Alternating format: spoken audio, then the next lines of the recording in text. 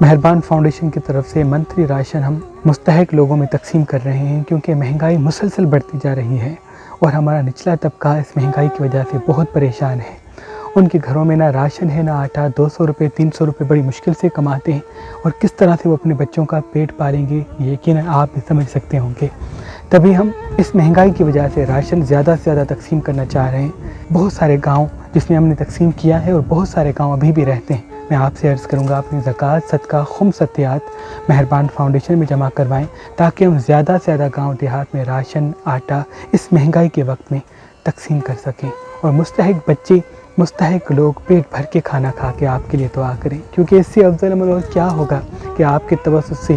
اس مہنگائی کے دور میں اللہ کے بندے کھانا کھائیں اور آپ کے لیے دعا کریں۔ اس مہنگائی کی حالت میں اگر وہ کھانا کھا کے اپنے بچوں کے ساتھ آپ کے لیے دعا کریں گے، یقین رکھیں آپ کی ساری دعائیں قبول ہو جائیں گی، ہر پریشانی آپ کی ختم ہو جائے گی۔